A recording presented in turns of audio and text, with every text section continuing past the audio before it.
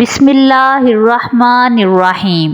السلام علیکم ناظرین و سامعین، آج کی ویڈیو میں حضرت موسیٰ اور حضرت خضر کی ملاقات کا واقعہ بیان کروں گی۔ ایک دفعہ حضرت موسیٰ بنی اسرائیل کو خطبہ سنانے کے لیے کھڑے ہوئے۔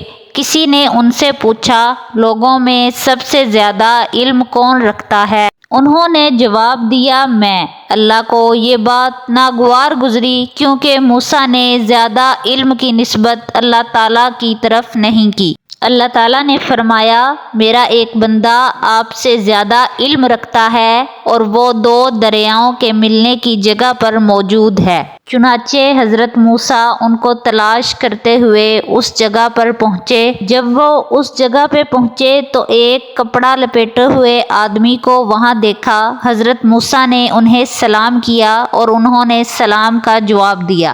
حضرت موسیٰ نے کہا، میں موسیٰ ہوں اور آپ کے پاس اس لیے آیا ہوں کہ آپ کو جو عمدہ باتیں سکھائی گئی ہیں وہ مجھے بھی سکھا دیں۔ حضرت خضر نے کہا کہ تم میرے ساتھ صبر نہیں کر سکو گے کیونکہ جس چیز کی پوری حقیقت تمہیں معلوم ہی نہیں تم اس پر کیسے خاموش رہ سکتے ہو۔ آخر کار حضرت موسیٰ اور حضرت خضر مل کر دریا کے کنارے چل دیے۔ اتنے میں ایک کشتی پاس سے گزری۔ انہوں نے کہا، ہم کو بھی سوار کر لو۔ اسی دوران ایک چڑیا نے کشتی کے ایک کونے پر بیٹھ کر دریا میں سے ایک یا دو چونچ پانی لیا۔ حضرت خضر نے حضرت موسیٰ سے کہا، میرا اور تمہارا علم اللہ تعالیٰ کے مقابلے میں اتنا ہی کم ہے جتنا پانی اس چڑیا نے اپنی چونچ میں لیا ہے۔ اس کے بعد حضرت خضر نے ایک کلہاڑی لے کر اس کشتی کا ایک تختہ توڑ ڈالا۔ حضرت موسیٰ سے رہا نہ گیا، فوراً کہنے لگے، ان کشتی والوں نے بغیر کرایہ ہمیں سوار کیا اور آپ نے ان کی کشتی کا تختہ توڑ کر انہیں ڈبونے کی کوشش کی، یہ تو بڑا غلط کام ہے۔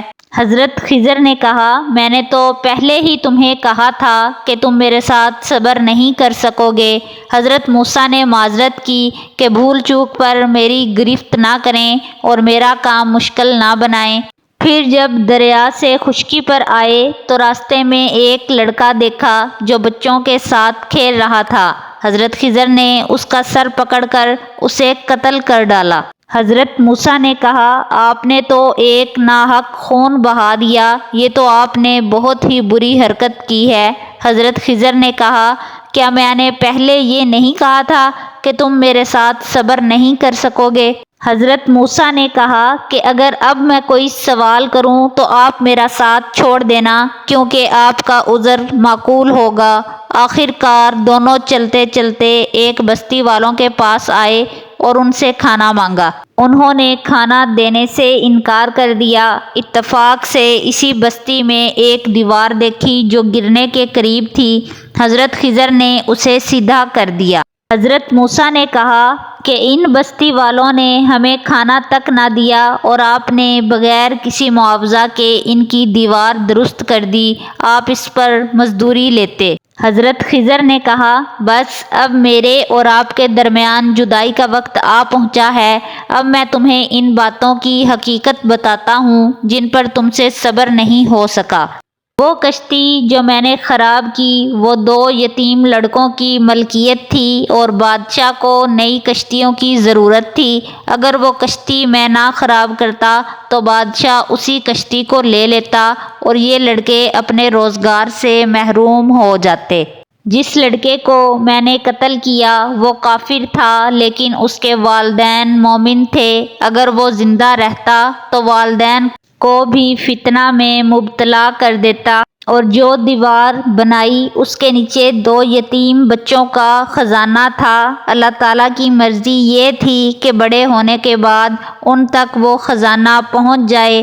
یہ میری وہ باتیں تھیں جن پر آپ سے صبر نہ ہو سکا۔ ناظرین و سامعین، ویڈیو پسند آئے تو ویڈیو کو لائک اور شیئر کر دیجیے گا، چینل کو سبسکرائب کر دیجیے گا۔ اللہ حافظ۔